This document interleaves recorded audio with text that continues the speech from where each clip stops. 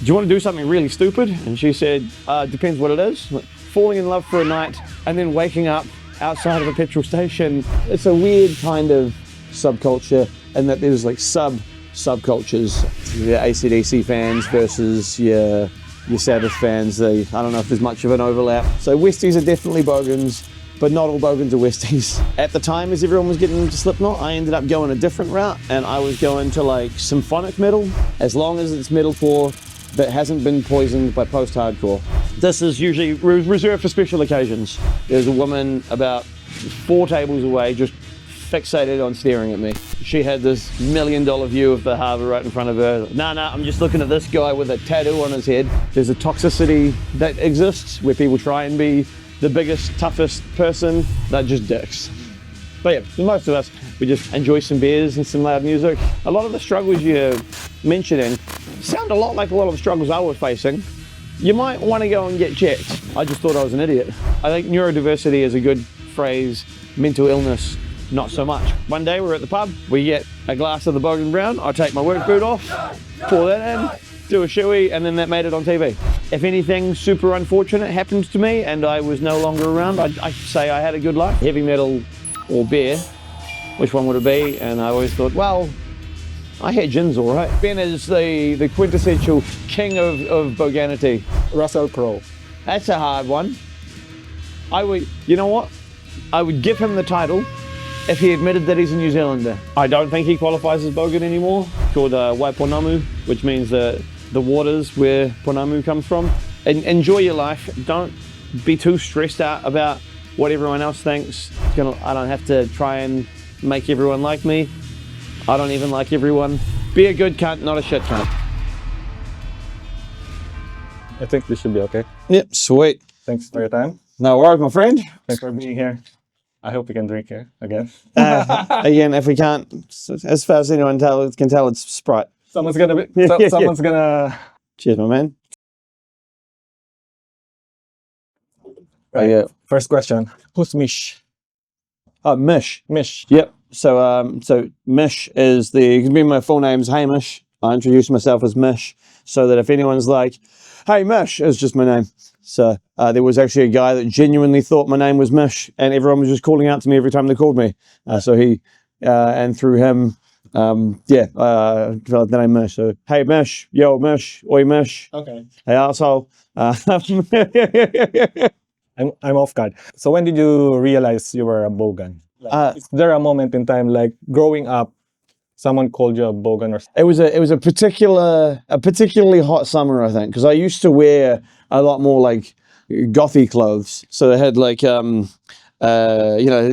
black jeans and then a black like button-up shirt or like a black blazer, and then it would just get way too hot all the time. And you know what? Screw this. And so I started working in like laboring jobs, and so I was wearing steel caps all the time. Got really comfortable with steel caps. So steel caps and jeans were my uniform for ages. Not today. Today? No, I'm not a laborer anymore. So, but I wore those things right the way out. And then the singlets have always stayed now. So I run at a very high temperature, and the Bogan lifestyle and dress code just it is the comfiest one I've got, which is, so yeah, it kind of fell into place. Right. I fell into the lifestyle without even realizing it, that it was happening.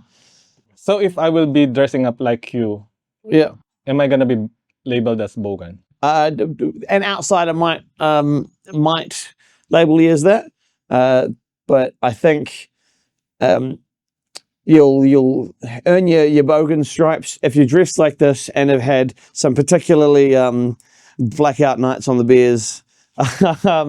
If you spend much time around like the V8s and things, or like motorbikes, I think it all sort of encompasses into it. Yeah, so it's a weird kind of subculture, and that there's like subcultures of it. So there's some people that'll get into the main ones are like engines and things, and cars, and AC/DC fans versus your Sabbath fans. I don't know if there's much of an overlap, but there's definitely some that won't go into each other's camps.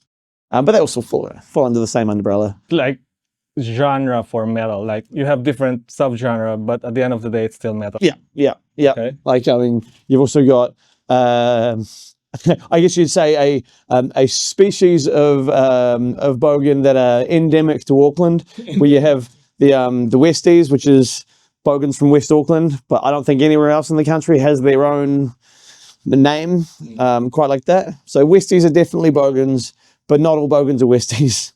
So it's not like a singular thing that you have to be from West Auckland. Yeah, or like based in West Auckland. So It's not a. So I feel like it's Bogan and the rest, yeah, pretty much. or Bogans and others. Yeah. Like the entirety of Outrageous Fortune was all West Auckland, so they were all Westies. But I suppose if you're a Westie and you move out of West Auckland, you become Bogan again. But a different subculture. Yeah. What does it mean to you to be a Bogan? Like when someone started calling you, you're a Bogan, did you feel offended by it? I don't think I did. I think I knew I was going down as like a cool thing that I've noticed in the subculture, I guess, is that people tend to be not too fussed about the opinions of everyone else. They're just like, hey, I'm going to have fun the way I like to have fun. I'm going to dress the way that I enjoy looking. And if someone else has a problem with it, they can, for lack of a better word, go fuck themselves. Okay, I like that. So it's like you don't care. Yeah, pretty much. There'll be people that turn down their nose at me, and sweet as. Good on you. I enjoy your Chardonnay. I don't give a fuck. You don't drink Chardonnay. No, I mean I do want to get into wine eventually, but it's too expensive to get into. Like, you don't want to drink country casks, or you don't want to sit on goons and call yourself a wino. Yeah. I don't know, maybe if I move into a much better paying job, and then I might be able to afford to be a wino. But we'll see. At the moment, we're not there yet. So you're open to anything. Any Bogan in your family? There was a bit of there was me and there was my cousin Gary, and then and we were like we went, as much as I shit on AC/DC. That was my first concert, and we went together, Gary and I. But then Gary came out as gay, which awesome, good on you, my man. And then he shaved and he cut his hair and he wears button ups, and now he's a little bit more effeminate. And I think he'd probably like to scrub the Bogan image from his history. But I remember, so now I would say I'm probably the only Bogan in the family. Parents? Nah. They did have, I don't know if it was a Bogan upbringing for them. I think it was just being in New Zealand in the 80s. I think everyone went through the same thing, but my mum was a closet lesbian growing up in the 80s and 90s in Picton. So in terms of like doing it hard, she had a pretty hard time. So one of the influencing factors of us moving to Wellington as kids, and now she's living happily ever after, which is great. And I get to go to gigs because there's not a lot of gigs in Picton. Because it's somewhere near Nelson, is it? It is the other side of the ferry. Other side of the ferry. Yeah. So when you get into Islander, it'll drop you off in Picton. A population of like 3,000 people. A quiet town. Yeah. It's I've got a very vulgar description of Picton. If you're interested, I think Picton is a lot like a porn star's anus. Okay. Let me cook. So it's a lot prettier than you thought it would be. Yeah, it's a lot cleaner than you'd think for a small town. It's really expensive. Expensive cost of living. Yeah. There's like all, being that it's not a tourism town, but all the cruise ships and stuff's up there. So there's all sorts of people in and out all the time. It's designed to make money, but it's still fundamentally a shithole. So, yeah, my very eloquent description of Picton. Given Picton is such a small town, how did you get into heavy metal music? So that actually didn't happen until I moved into Wellington. But there was some gateway bands like nu metal. So Linkin Park and Limp Bizkit were big ones. Korn? Yeah, Korn, hell yeah. Then like Slipknot joined the scene, and they started making more extreme music, more accessible to everyone. At the time, as everyone was getting into Slipknot, I ended up going a different route, and I was going to like symphonic metal, so like Nightwish and Within Temptation and stuff. As I mentioned, went through my goth phase, and that was very good for that. But then, I don't know, I got my favorite bands to change singers, and then I wasn't vibing with it as much. And then at the same time, metalcore started, like good metalcore started coming about. Parkway Drive, Killswitch Engage, Bullet for My Valentine.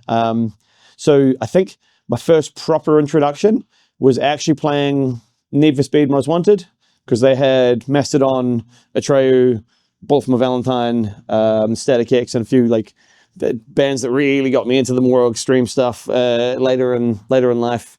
But they were the early stepping stones ones. And in the early times when I moved to Picton, so I moved to Wellington from Picton, I was actually more into DMX and the occasional J-pop song. Can't say I've listened to either of them for a while. I've fallen in love with breakdowns, and they don't have enough breakdowns for me now. You started from deathcore, which is kind of like the latter years of heavy metal, right? Yeah. So like I'm comfortably in deathcore now. It's my happy place. Classic metal. So classic metal, when we're talking like Led Zeppelin, Black Sabbath classic metal. Yeah. Anything backwards from death metal. Sorry, deathcore. Yeah. Death yeah. metal. So I love pretty much all of it. Folk metal, death metal. Well, I can say I'm a death metal fan. I'm just not a Cannibal Corpse fan. Sorry. Melodic death metal, deathcore, hardcore, metalcore. As long as it's metalcore that hasn't been poisoned by post-hardcore, because that's when the lead singer usually tries to do harsh vocals, and then the same guy tries to sing, but he's not a good singer, and it's kind of nasally and whiny.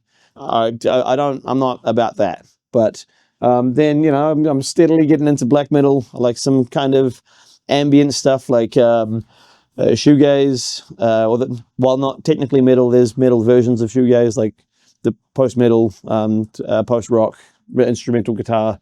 We're really enjoying instrumental stuff and prog stuff. But deathcore, I think, is my main go-to, like Lorna Shore, Slaughter to Prevail, Shadow of Intent, Whitechapel. If you can select just one song from those, what? I think it would have to be, if I'm narrowing it down, probably something by Shadow of Intent or something by Fit for an Autopsy. If it was Shadow of Intent, it'd be Barren and Breathless Macrocosm, because it had Trevor Stannard from Black Dahlia Murder on it as well, and he's my favorite vocalist before he left us. And if it was Fit for an Autopsy, it'd have to be like Black Mammoth, because they were good with their like political messaging. What's your go-to outfit? Is it always like that? It has been really warm lately, so it has been shorts. I don't know if you call those sneakers, but the streetwear shoes and a singlet. This is usually reserved for special occasions, like doing an interview or going to a gig. All right. Not necessarily my formal dinner wear, but so do you just go to a dinner and then you're wearing like that? Yeah. I did used to. How did the people around you take it? Well, I had a very interesting experience one time where it was during Wellington on a plate. I used to be a motorcyclist, but my motorbike has been written off and I haven't replaced it yet. So I used to have my leather motorbike jacket, this over the top, and then I've got a skull tattoo down the side of my head. So I had my head shaved, and I went into Dockside, which is a pretty flashy bar. I went in for the Wellington on a plate burger, and the whole time there was a woman about 4 tables away just fixated on staring at me. And it was really funny because she had this $1 million view of the harbour right in front of her. No, I'm just looking at this guy with a tattoo on his head. And you could see the husband didn't care, and he was getting annoyed that she was fixating on it. Rather than the view. I couldn't overhear them or anything, but I imagine it was like, who cares? He's not our problem. Enjoy the dinner I'm paying for. She had a real like shit-eating grin when the waitress came over, thinking like, oh, they're gonna get kicked out now. They're gonna be told to piss off. But I'm very charming, and the waitress was having a good time chatting to us because I was engaging with her. She started laughing, and then the old woman's shit-eating grin disappeared very quickly and went back into a scowl. So when we left, I, being the smart-ass antagonist I am, turned around, making sure that she was still locking eyes with me, and I blew her a kiss, and then fucked off. But yeah, I think that was the most notable. Someone has a problem with how I look that I've ever had. Now and then, getting on a plane or something, you will see some people that are on their business meetings give me the side eye, like, oh, I don't know about this guy, but I'm harmless. Yeah. What's the most bogan thing that you've done? God, where do I start? It was definitely something while I was drunk, because I love drinking. There was one time where I was on a night out. One of my companies had been one of the bars I worked for. We were being made redundant, and so we had a big celebration thing of our time together. We went to mini bar. I met a girl named Lucy. I don't remember her surname, which is a bummer because I would love to see her again. We got really drunk. I remember saying to her, "Hey, do you want to do something really stupid?" And she said, "Depends what it is. Have you ever done a suicide tequila shot?" Which is dumb. It's when you snort the salt and the lemon goes in your eye. I don't know why this is a thing to do, but we did it. And then I don't remember anything else. And I woke up outside the BP on Taranaki Street, sitting on the little stone garden they had, passed out. And I woke up because someone was going past for their like 5 a.m. run. And I didn't know where I was or how I got here. And then stumbled trying to find my motorbike, still drunk, and then just kind of sat down looking at my motorbike until I fell asleep again, woke up much more sober, and was like, oh, it's time to go home. Is it a blackout, total blackout? Like, yeah. No glimpse of, because if you're drunk, sometimes there's like some glimpse of what you've done, right? My last thing I remember was asking Lucy if she wanted to do a suicide tequila shot, and then doing it, us being sort of cuddly, like our arms around each other, and then never seeing her again. Is she still alive? Yeah, I hope so. I hope so.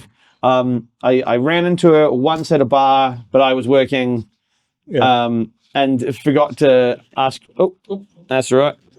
And forgot to ask her for some way of contacting her, and then that was. So she didn't die that night, which is I'm thankful for that. Yeah. But yeah. So I think potentially falling in love for a night and then waking up outside of a petrol station 6 hours later, I think qualifies as a pretty bogan thing that I've done. Yeah. Have you annoyed your neighbors somehow? Oh yeah. There was a time where there was a house up for rent, and the landlords were not very particular about who rented the house. This was in our chaos party era, and so we would have a party pretty much every Friday without fail. And every one of the neighbors hated us. So, they would do things like, if we've been loud and rambunctious one night, they would make sure that they got up as early as they could to mow the lawns the next day. We had a collection of road cones. No, most bogan thing I've ever done, 100%. My friends and I used to have something called Dobro Monday. What's that? So Dobro Monday is you finish work on Monday afternoon, and you have to go straight to the supermarket and you buy an 18 box of Double Brown. Then you start drinking that as fast as you can, because you're not allowed to go to bed until your box is empty. So if you drank really quickly, that meant you got to go to sleep earlier, meant you got a good night's sleep, so you weren't too bad on Tuesday.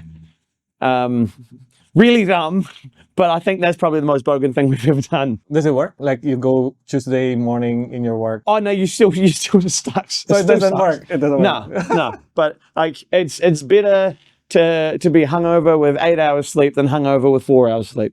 Oh. So it was about trying to get as much sleep in before you got up for work as you could. Yeah. I forgot about that. Yeah, I would say that qualifies as the most bogan thing we've ever done. Right. I can see your Maori tattoo. What iwi affiliations do you have? Yeah, so I'm a Te Atiawa boy.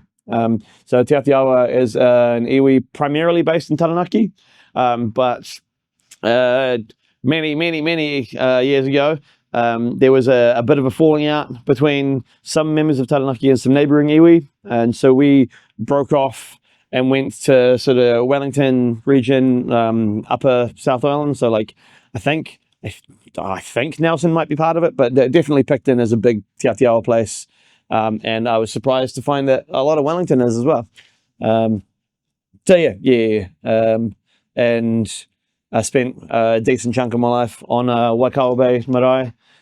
So I'll go back there every couple of years and see how the place has changed. Usually it's for like a tangi or a funeral. But that's it's good. It's good coming home to the place I'm properly from time to time. Right. Is your mom Maori or my dad? Dad. My dad. Right. And is this a bee? That one is a wasp. Is it? Yeah. That's right. As long as he's just interested in the beer, as long as he doesn't go in, there you go. But you don't want to stomp them out or anything, because they have a pheromone that lets them know that they're under attack, and they'll bring more people over. But that's right. As long as you don't fuck with them, you'll be fine. Hey, buddy, come on. There you go. It scared me there. That's right. Oh no, he's back. Come on, buddy. Hey. I thought that's a bee. Nah. It's Should we kill it? Nah, because if you kill it, it releases a pheromone that attracts more of them. Yeah, so it tells them that they're under attack and more of them come. So if it's just one, he'll buzz around for a bit and he'll piss off. But it is really funny watching people freak out at bees and wasps and stuff, though, because like I can't say I've ever been, not for the last like 30 years have I been stung by one. And as long as you're not getting in their way, and just so shooing them away is all right. But I got stung before back in the Philippines. All right, yeah. I think it's a wasp. I think, but no. And then it got swell. Yeah. Super swell. Like, okay. Oh, I wish I had I remember there's a wasp band. You know that wasp, the band Wasp. Oh no, I've heard of them. Yeah. 80s summer, 80s, 90s. Oops. I just cover it. Like that. Make sure he doesn't crawl in there. If he does, then we'll crack another beer. Yeah. Right. Now I got lost. Why do you think Bogans are misunderstood? We don't do a lot to help ourselves. we don't make it easy to like us. We love being rowdy. It's just like, but the rowdiness comes kind of from like, there is definitely a level of social alcoholism in it. And so then with the cars and engine side of it, there's a lot of like burnout culture is part of Bogan identity. The V8s and rotaries are particularly loud cars. Cruiser style motorbikes aren't particularly quiet in terms of motorbikes. So we make a lot of noise, and I don't think it's a lack of consideration to your fellow man, but it's a lot of being too in our own world and forgetting about the rest of the world, which can be disruptive. So I think that might be. I think people see a loud, rowdy bunch of people and assume that they're going to cause destruction or damage or something. But quite often we're just happy being left to our own devices. And a lot of the times, I'm sure if there is a bunch of rowdy bogans, if you calmly say, "Hey man, great to see you having fun, but you're being a little disruptive. You mind finding somewhere else?" Most of us would probably go, "Oh yeah, shit, sorry. I'll head down these ways and we should be fine." But what about the others? Most of you. Yeah. What about that? There's definitely some people that there's a toxicity that exists where people try and be the biggest, toughest person, and usually they'll try and achieve that by getting into a fight or something. But you can usually spot those ones, and they don't represent the rest of us. They're just dicks. But yeah, for most of us, we just enjoy some beers and some loud music, some loud angry music, and it's yeah, it's a good time. But I think that's pretty much where the misunderstanding of the subculture comes from. You said you're neurodiverse, is it? Oh yeah, I am ADHD as fuck. How did you know you're ADHD? I'm not challenging your. Yeah. No, I didn't until I was about 32, and then some of my mates who had been diagnosed, like actually a lot of the struggles you're mentioning sound a lot like a lot of the struggles I was facing. You might want to go and get checked. So for 32 years, I just thought I was an idiot, and that's why everything went wrong. But it turns out, all right, cool. My brain can only process a certain number of tasks. They can process those tasks really well, but if you add too much onto it, it's going to start deleting other tasks, and I won't recognize that it's happening. So it has definitely caused me a lot of problems in the past. But when I am interested and fixated on something, nothing else can stop that. All right, I need to know everything I can about this. So weirdly, beer was one of those things. Do you want one? No, I'm still halfway through. Okay. But I absolutely fell in love with beer. Most people were like, "Oh yeah, I like to drink too." Like, I don't actually like being drunk that much, but I love drinking, and I love I worked in the beer industry for 4 or 5 years because I wanted to know as much as I could about it, how it's made, what different styles there are, what subgenres of beer there are, how they differ around the world, how different ingredients change it. So I got real into it and started my own little podcast of sorts called Bogan Beer Tasting. Right. At the time when craft beer was getting booming, massive, or like it was just starting, it was just ramping up. It was associated with a lot of like hipster culture. So the office workers that try and look like they're lumberjacks, twirling their mustaches and wearing glasses with no frames in them. Those fucking wankers. So we as a bunch of just lower Hutt bogans who love to drink, love heavy metal, and had no idea what the craft beer industry was. We were essentially recording our reaction of trying beers and working out, navigating our pathway through the craft beer scene, having absolutely no idea what we're doing. But then we kind of stopped when a couple of us really fell in love with beer and started working in the industry. And then it was real hard to pretend that we didn't know what we were talking about, because it was our job to know what we were talking about. Right. Where do you work? I used to work on the brew team for Panhead. I was a cellar hand for them for just over a year. Then I moved into Black Dog Brewing, which was on Cuba Street at the time. And they were owned by DB, which was owned by Heineken. So over COVID, we got shut down. So I moved from there. I did a couple of bars here and there, and then I moved to Boneface Brewing in Upper Hutt, and then I was a bar manager for Tequila Brewing in Upper Hutt, and now I run the axe throwing venue in Brewtown, Sweet Axe Throw. So I've gone from beer industry to throwing axes, which is definitely worse jobs out there. Yeah. Going back to your ADHD. Yep. When I was messaging you and you said one time, like, you need to make sure I text you in the morning because you will forget. Oh yeah, 100%. I already have a suspicion there. Like, yeah. Okay. Yeah. I have a suspicion. I need to remind him from time to time. Yeah. No, I appreciate that. I think again, woke up this morning like, oh fuck, that's right, I'm doing that today. So thanks for doing that. Yeah. Not that I'm judging you. Trying to be more conscious about my surroundings. At least I know someone thinks differently. Yeah, being more it's like accessibility conscious, I guess. Yeah. It's saying that if you make something accessible for a group of people, it ends up being more accessible for everyone. For everyone. Is there a pride of being a Bogan? I think so. There's a bit of a what's the word I'm looking for? It's a bit of fun as well. So when you see things like Upper Hutt doing the Bogan Day Out, and kind of like taking the piss out of themselves, not taking anything too seriously.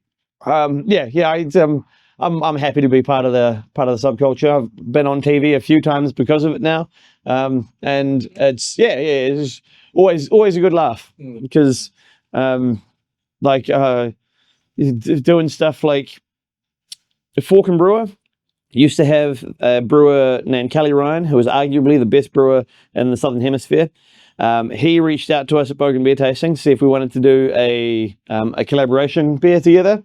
We wanted to make a double brown, but we wanted to make it as boozy as we could. So we made a 12% double brown. 12. Yep, 12%. And then the Project was a show that was on TV for a while. Jesse Mulligan was on it. He posted out on Twitter, hey, I'm looking for your most like the Bogan things. I'm trying to do a segment. Kelly said, oh, we just did this. And then I responded to it and if you want, I'll do a shoey of it. And Jesse Mulligan liked my thing saying I'll do a shoey. So sure enough, one day we're at the pub, we get a glass of the Bogan Brown. I take my work boot off, pour that in, do a shoey, and then that made it on TV. That's a Bogan thing. Yeah. It's real hard to choose the top one. There's so many. Did you regret anything that you've done in the past? Bogan stuff that you've done? I don't think so. I mean, I definitely should have paid more attention in school, so I could get a higher paying job.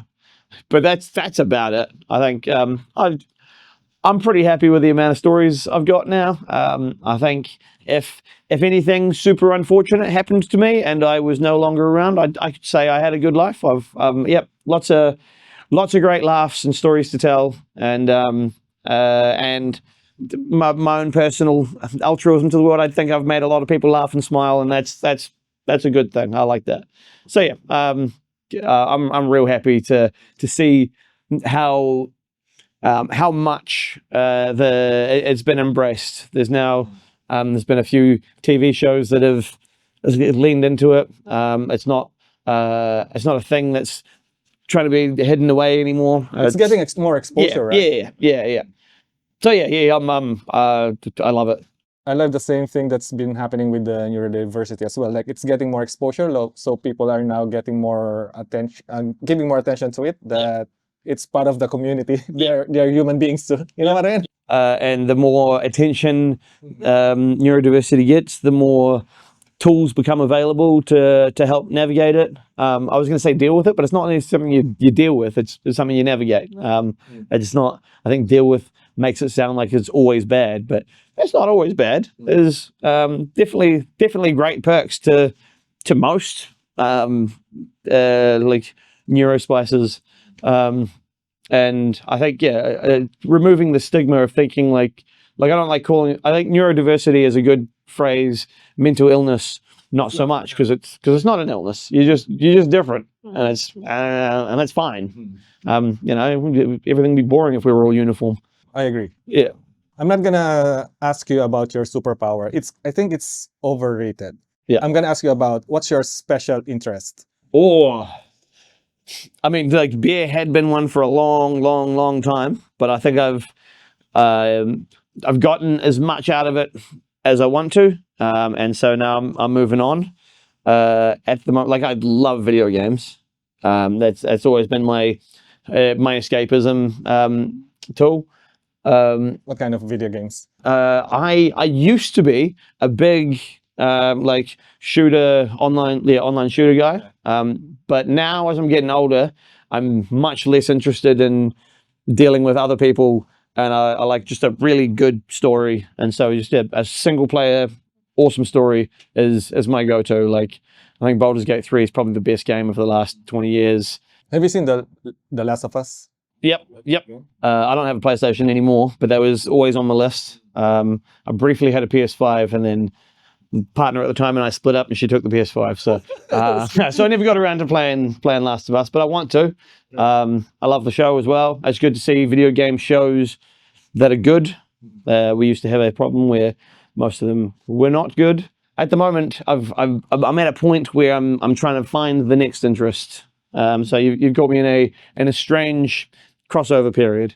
I think like heavy metal has always been a massive one for me. I always had a joke with my friends. If they said, all right, you can only keep one, heavy metal or beer, which one would it be? And I always thought, well, I had gins all right. So I'm like, I would lose beer if I could keep heavy metal. As long as you have gin, okay. Yeah, It should be, right? What skills do you have? So like I've spent a long time doing all different jobs and things. So I can do forklift operating, I can do axe throwing, I can do a staff management, I can do video editing. I'm relearning how to do graphic design. I am interested in in how software is developing. Really interested in leaps in AI. So I've been trying to keep on top of how AI functions, because that's going to be huge in the future. And if you're scared of it and don't want to interact with it now, you're going to be left behind when it's everywhere. So so I can do, I think they call it prompt engineering.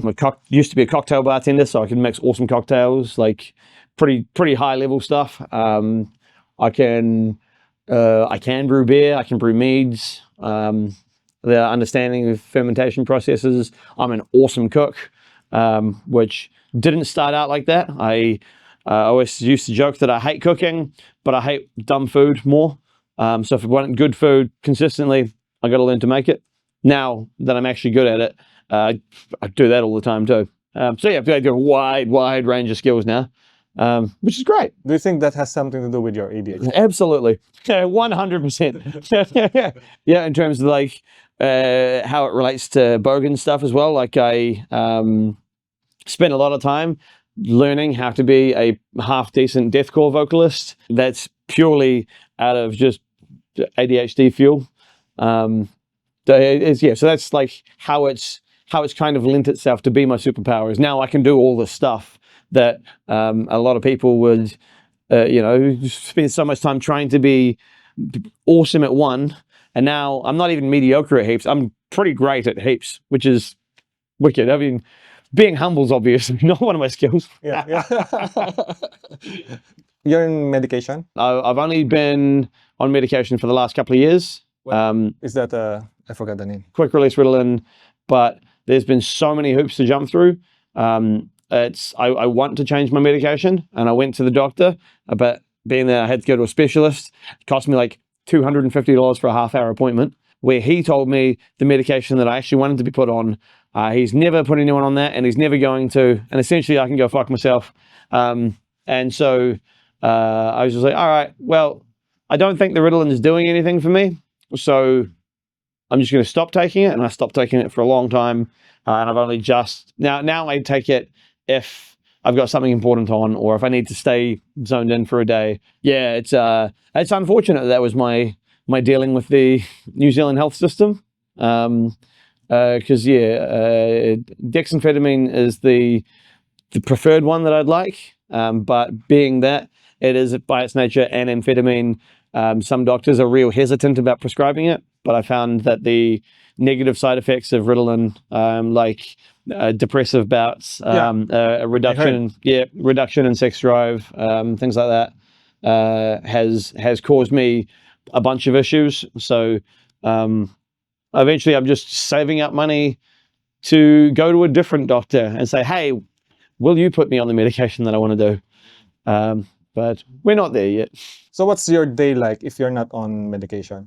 It's pretty erratic, but I've managed to make my life pretty accessible for it. Like I will set, like if I've got something I need to do, I will set something out that's not just visually in my perception, but physically in my way. So I have to interact with the thing to do something else. And when I interact with that thing, it's like, that's right, I need to do this, and then I'll go and do that. Forget what the other thing that I was going to do was, but it's usually something like to turn the TV on. And so if I put something on top of the remote, when I go to turn the TV on, I'm like, that's right, no, I need to do that. So like I've learned to engineer my life to have like triggers for getting the next job done. Yeah. I'm trying to think of if someone neurodiverse or someone with ADHD is listening, how do they start? If they are not assuming they're not in medication, because it's difficult to get. Oh man, yeah, It's a nightmare. My recommendation is don't worry about the public system at all. Save up and go through private. You will be seen much faster. You'll get, I would say, the help you need, but like I got help first, did the Ritalin trials, and have determined it didn't work, but I wouldn't have got there at all. I'd still be waiting if I went through the public system. So it's a huge financial burden. I think my original consultation for an hour cost me $500, and then we used to have an awful system called the special authority number, which you have to renew every 2 years to, I guess, go to your specialist, pay him another $250 and say, I still have ADHD. Yeah, you sure do. Thanks for your money. Things were renewed for another 2 years. But it's not gonna go away, right? No, no, it's not. It's still it's part of who you are. Thankfully, after years and years and years of fighting, I think the Green Party managed to get it across the line that the special authority number for ADHD is stupid, and you should only need it once, and that number should stay with you for life because it's not going away. So now you don't need to go in every 2 years and pay a specialist. Saves you some money. Yeah, hell yeah. Which with ADHD, we are terrible with money. So all the money we can save is realistically just going to go back into the economy, which is good. Which is good. Yeah, we are stimulators of the economy. Yeah. I agree. Do you think Bogan culture is fading? No, I think it's evolving or adapting. I think there's now like visible tattoos are becoming more commonplace. There's a real estate agent in Upper Hutt that has a mohawk. There's the former lead singer of the Artist Murder in Australia is now gone into real estate as well. So there's like these, rich suit up kind of jobs are now having like their Bogan glazing, their Bogan marinade on top of it, which is, it's good to see. You're seeing a lot more of it in TV, like Patrick Gower rocking a mullet during his interviews. It's been good to see. So he's the one who interviewed you, right? Yeah, interviewed me for the Bogan Day Out promotions. Is he a Bogan? So he, in his heart, he is. I think he's does a lot of like the fringe stories. He has like a genuine interest in, and like he used to be a massive pisshead. I used to work at a few bars that he would frequent, but he did a piece on the damages that alcohol does, and he swore off it, so he doesn't do alcohol anymore. Does do a lot of MDMA though. Right. I'm gonna say few names, and then there's no right or wrong answer. Yep. Let me know if they are Bogan or not. Yeah. Okay. Lee Hart, do you know him? Yes. Okay. 100%. 100%. And a national treasure at that. Jono Pryor. I used to think so, but with his doing stuff for the Edge now, I think Jono Pryor isn't like Jono and BNA. Yeah. I think he's been more of an entertainer that spent most of his life entertaining Bogans, but I don't know if he himself is. Dai Henwood. No, I don't think so. I think he's more of a not Bogan. I don't think he qualifies as Bogan. I can't nail the subculture, but I think he would be the sort of lad to have, if he was a teenager, he would have like a Toyota Supra as his sports car instead of like a Mustang. Okay. So I am fully with having never spoken to him in my life. Okay. That's you need more information, right? Yeah. Jordan Locke. Ooh, who's lead singer of Exponents. If you don't know, that's okay. No, I know of the Exponents, but I can't name a single song or anyone from the band. Okay, let's skip. Dave Snell. Now that rings a bell. That is Dr. Bogan. Dr. Bogan. Yeah, 100%. I knew it was in there for something, but yeah. Brooke Howard. No, that doesn't ring a bell. Clark Gayford. Jacinda's partner. Nah, he's a DJ. I don't think DJing is very Bogan. Ben Boys. That's The Jono and Ben Boys. Ben's the bald one, eh? Mm. Yeah. Or is Jono the bald one?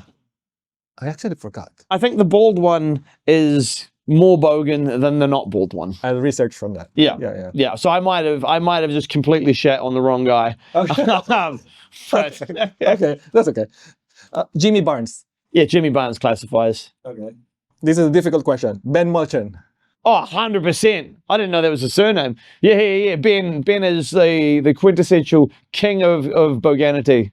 In fact, I always thought if I won the lottery for whatever reason, got a big sum of money, I would buy Valhalla, and I would, like, the building, and I would give it to him so he didn't have to pay rent anymore, so that he could focus more on doing what he does for the community. He is, God, I love Ben. I agree. Steve Francis. Bullet Belt. Oh, yeah. He's the Bullet Belt. the Drummer. Yeah. I think he qualifies. We talked about Paddy Gower, which... Yeah, Patrick Gower, I think, is not on the surface, but in his heart, absolutely. Okay. Slash. Slash is, but not Axl Rose. Why is that? Oh, because he's a fucking wanker. All right. Dave Mustaine. Yeah, I think Dave Mustaine counts. Russell Crowe. That's a hard one. You know what? I would give him the title if he admitted that he's a New Zealander, but he tells everyone he's Australian. Now, he was born here. Is he? Yep. Yeah, he was born in New Zealand, but grew up in Australia. So we've been trying to claim him as ours for years. He doesn't like... Nah, he considers himself Australian. Why is that? Probably because Australia is actually on maps. Okay. All right. John Toogood. Sheehan. Oh, yeah, I'll qualify him for sure. Okay. Nice. Good stuff. Tell me about your design project. I work on a project called for a production company called Flash of Genius. Flash of Genius runs a series of comedy events that was founded by my ex-girlfriend. Her stage name is Emma Jean, and she works with a small, lovely Indian woman named Janice. But Janice's middle name is also Jean. So Flash of Genius was the name of the production company. And the idea was our first gig that we did was called Side Splitters. Being that I work with the Axe Throwing companies, we have a bar on top of the Axe Throwing venue in Wellington, and we wanted to use that as the venue. So being that it was a comedy show hosted around an axe throwing place, we thought Side Splitters is a great name. I do the most of the recording of the shows, all of the editing of the videos for the shows, the asset generation for the shows. So I'll do the posters when we're announcing the comedians on the lineups. I've designed the backdrop and everything. Then I do all of the making each comedian's little thumbnail for promoting the show. And then we also started doing Laughs on Drafts, which is same sort of setup, but hosted out of Balin's Brewery in Petone. The bar manager there, he and I used to work together in Brewtown, so pulled some contacts there and managed to sort out a venue hire for that. And being that we're hosting an event with the idea of bringing people in to spend money at the bar, we've managed to negotiate not having to pay for a venue hire, which is fantastic. For as long as we still bring people in. I imagine if we stop bringing people in, the show will be moved or canned. But it's getting bigger and more people are showing up. So yeah. It's, and the idea behind it as well is there was a wave of a bunch of open mic nights and things closing down, or the bars that hosted open mics were closing down, and so there was a gap in the market, and we figured we should make a good lineup of people to practice their open mic material that we've screened from watching them at other gigs. We have like a code of conduct, like a kaupapa on how we run the shows. We don't have any sexisms, racisms, fucking nothing making fun of anyone. We try and reduce or eliminate hecklers. Like if someone's on stage and they suck, just don't laugh.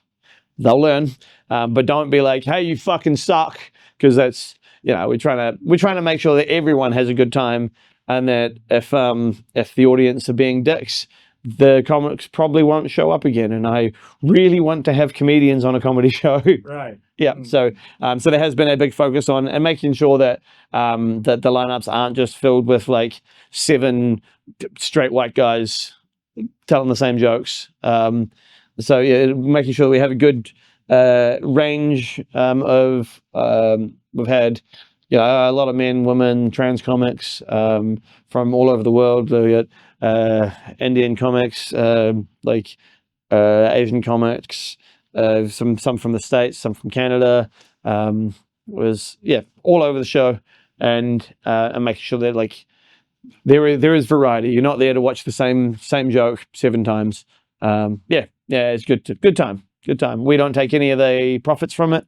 The money that the tickets generate will go towards marketing, will go towards like advertising and things, and then they do a profit share. So most of the comics do it for free if they're doing open mic material, but we pay our MC and our headliner, because the headliner will do proper rehearsed material and do a set, and the MC has one of the harder jobs of trying to maintain the energy for the crowd, which is particularly difficult if one of the acts sucked. You got to try and win everyone back all of a sudden. So they're the 2 paid spots, and they take a share of the profits based on how well we did. So another good thing of doing profit share is that if the comic is going to make money out of it, the more money they make, they'll make more money depending on how many people show up. So they will advertise and push the things out to make sure that more people show up. More people show up, we have a bigger audience. Comics come back for future shows. So it's a good way of doing it, and it keeps the overheads down.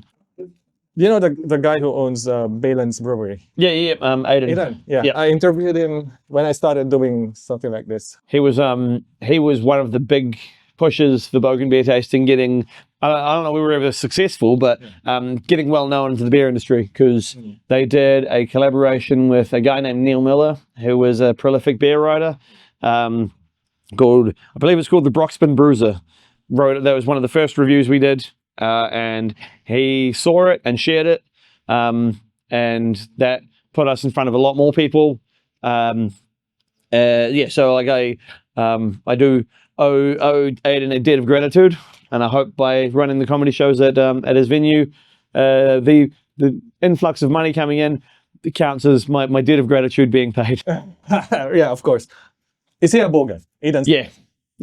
Okay. Yeah, 100. I think he had to sell his Commodore or something to help fund the brewery. Like he had a quintessentially Bogan vehicle. If I'm remembering correctly, it was about coming up on 10 years ago. Yeah. But Balan's has been around for that long now. Shit. Yeah. Because they were based out in Johnsonville. Balance. Yeah. Balance. That's why he told me that's why it's called Balance, because it was in Balance. Yeah, Balance Road. In Johnsonville. But yeah, man, that would have been over a decade now. That's wild. Time, man. Yeah, given your skills, I think you can build an empire. Oh yeah. Like Bogan Empire. There was once upon a time, I had convinced myself that if I wanted a long-term partner, that the best thing I can do is be as useful as I can be and be able to do as many things as I can. But then that twisted less into I'm just trying to find a girlfriend, to no, I want to learn to do as many things as I can. I want to be as useful as I can be now for me. So I don't need to contract or anything to everyone else. I can do everything. We ended up being the inspiration. So yeah, the hope is to eventually build the empire. I think I've got a good foundation, and I've got enough of a reputation and a name now, and enough TV appearances that people are getting familiar with me. Favorite thing about, I'm also a very petty when I need to be. So one of my favorite things about the TV appearances is all of my ex-girlfriends that weren't a fan of me being as Bogan as I am, now get to see me on TV. And their parents who look down their nose at me get to see me on TV too. And that feels really good. Is it their parents they don't like you, or? I tend to win most of them over. I think a few of them, the parents like me more than the ex-girlfriend did. But there's definitely some that really didn't like me. Right. But I remember one particular ex-girlfriend though. She hated me getting tattoos, and we would have this big fight about me saying that I'm going to get another tattoo, and then that would simmer down, and we'd have another big fight again after I got the tattoo. And then I had this genius idea about just consolidating the fight into one fight, not telling her I was going to get a tattoo, and then just rocking up with a tattoo. And that way I only had the one fight. It's the logic worked at the time. Now I realize that was probably a toxic relationship with some poor communication skills, Right. which I have now refined and I'm better with now. Yeah. Like, okay, what is the problem with me having a tattoo? Are you worried about my future careers and things? Okay, that's fair enough. I'll take that into consideration, as opposed to, oh, I think it looks ugly. Like, okay, don't get it on you then. I'm gonna get it though. Yeah. Yeah. What do you call that? The necklace? Is it This is my ponamu. Ponamu? Yeah. P-O-U. Can't remember, now, my memory is pretty bad on this. I don't know if it's P-O-U or I'm pretty sure it's just P-O with a macron, N-A-M-U. Okay. Ponamu. Does it mean something? So this one here was actually a gift from an ex-girlfriend of mine. She used to work for the Office of the Maori Trustee, Te Timo Pairoa, and for my 31st birthday, being that I'd spent a lot of time of my life, like growing up in Marae and everything, no one had ever gifted me one. That's being gifted. Sorry, Yeah. to cut you off. So like buying your own one, nah, it's almost like buying your own trophy. You know, you haven't earned it. You haven't got to a point in your life where we were deserving of it, I suppose. If you just go out and buy your own one, it doesn't mean the same. So usually you'll be gifted one, or like you'll inherit one. It's much more significant and sentimental that way as well. So she made sure that she could find me not necessarily the best one, but the one that fit who I am as a person the most. And she did a fantastic job.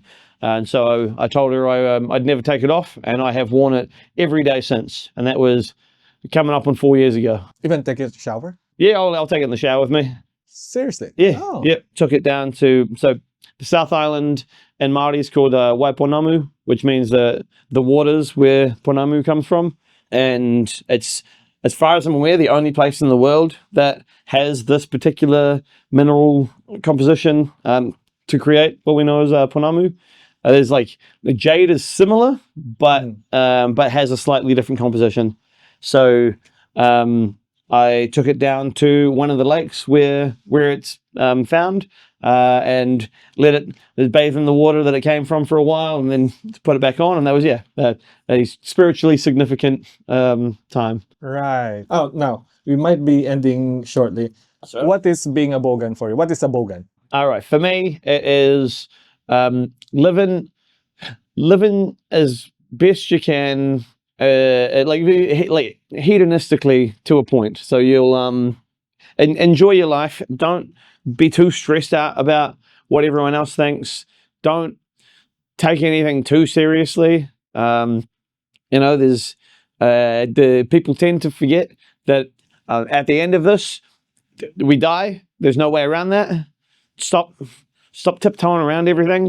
There was an old Norse proverb called, "A coward thinks he'll always live if he keeps himself from strife. Old age spares him no rest in peace, though spares may spare his life." Meaning, if you avoid danger your whole time, you just get to safely arrive at death. And you don't really have to tiptoe around everything. So there's a bit of that. You know, make sure your music's nice and authentic. Guitars, drums, someone actually whacking something with a stick, someone actually hitting a chord with a pick, not just you know, with the rise of, talking about AI earlier, with the rise of AI, being able to just manufacture music, like, it's not the same. So you like have something with soul in it. So yeah, make sure you're authentic, your music's authentic, and have a good time while you do it. If that involves some V8s, some motorbikes, the occasional burnout, and a few too many beers, then so be it. Right. Do you think you'll be a Bogan without heavy metal? I don't know what I would be without heavy metal. It's too big of a component to subtract.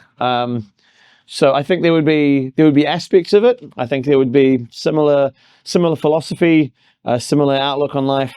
I don't know that I would. Who knows? I might have gotten to wine earlier if I wasn't a heavy metal guy. Wine isn't. I was going to say wine isn't historically renowned as a heavy metal thing, but there are so many bands that have their own wine now. Like Amon Amarth have their own wine. Guy from Tool, James Maynard, has his own winery. So maybe there is an overlap in there. But yeah, I think the fundamentals, the outlook will still be very similar. There might be some changes in lifestyle. I might have made a little bit more money. I wouldn't be spending. I was going to say I wouldn't be spending so much at gigs, but heavy metal gigs are comparatively pretty cheap compared to like rap gigs or pop gigs, because like like Taylor Swift will do a show and her tickets are like $600, whereas a local band called something like Punching Goats or whatever, $5 on the door. Oh, sweet as. So like, yeah, I don't know if the saving money aspect of not being to heavy metal would be true. I think there's just there's less opportunity as well. Can you unbogan yourself? I've seen it happen. I've seen it happen. Mm. My cousin that I mentioned earlier, I don't think he qualifies as Bogan anymore. He's enjoying his corporate life. He drinks his wines and listens to his pop. And so I think he deboganified himself, deboganized. That's a good term. Yep, Debogan. Deboganification. No, that doesn't quite work. But yeah, so it can be done. I don't understand why you would. Right. Yeah. Is there what's the lowest point being a Bogan that you have experienced? I don't know if it's tied into being Bogan or the ADHD, but definitely spending too much money on beers on a particular night out, and then seeing tickets to a gig come up, like a big upcoming gig, and then buying the tickets to that gig immediately, and then waking up with no money and not getting paid for a long time, I think is definitely, like, that was one of the harder times I had to deal with. Like getting my hands tattooed, I believe I've lost out on a few job opportunities because people are still very particular about visible tattoos. Until now? Like while I'm trying to move out of my industry into a more stable industry, but I think I lose out on a lot of opportunities because I have visible tattoos. So there's definitely that. But again, as things like visible tattoos and mullets and things are getting more socially accepted, I think my chances are steadily increasing. I think if it was 15 years ago and I looked like this, I probably wouldn't be able to score many jobs around the place outside of like a petrol station.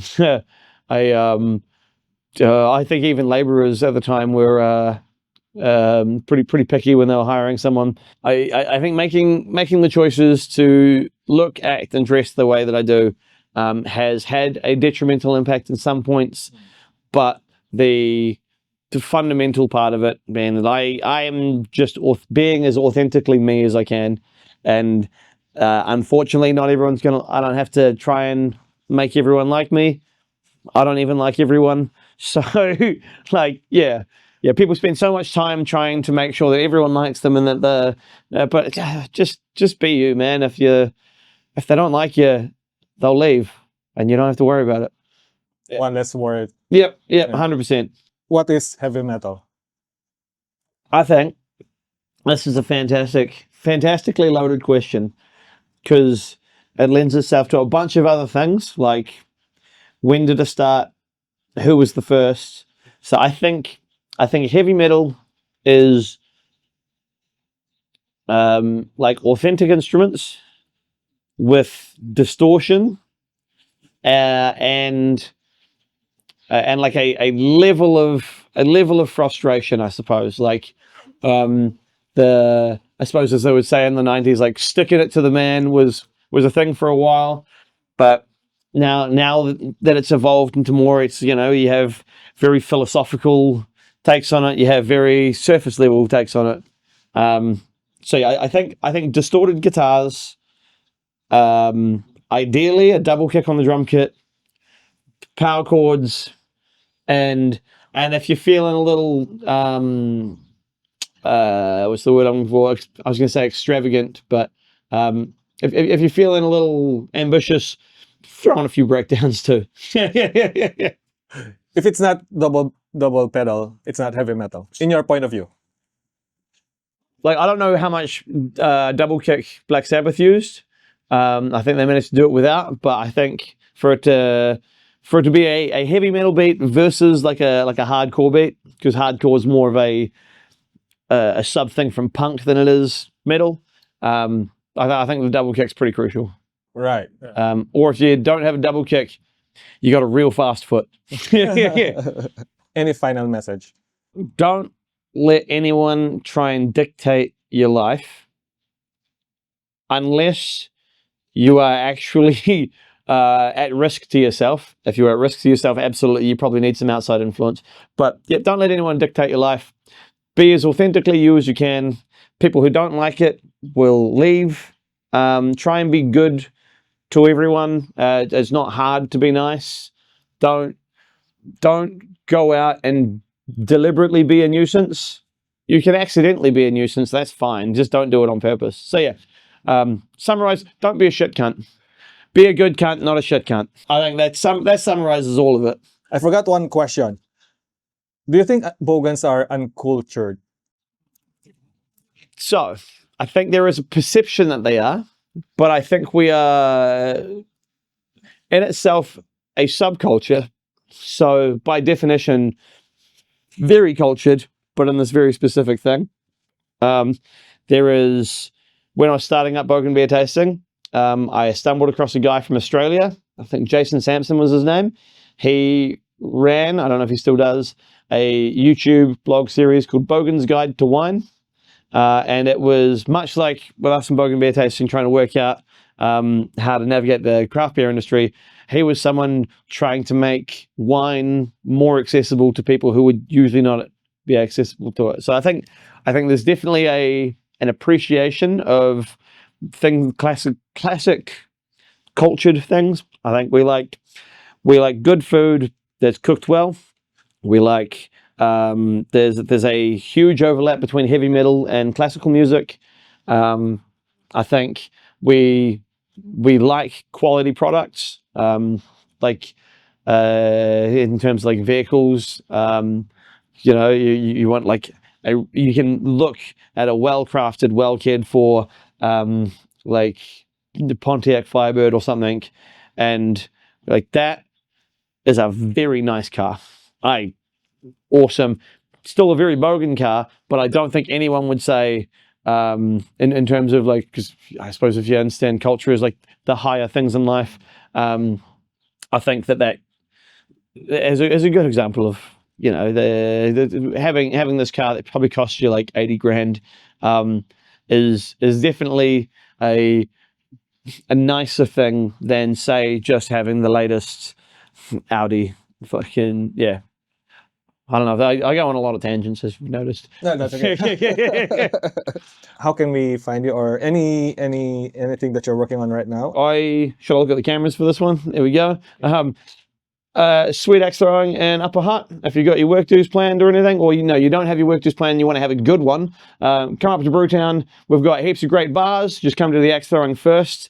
I am again working with Flash of Genius Productions, so you can find us on Instagram and Facebook at Flash of Genius, Genius Jeanius. Look after yourselves. Say hug your mum, and yeah. Cheers, team. All right, thank you for good stuff. Good stuff, my man. Good stuff.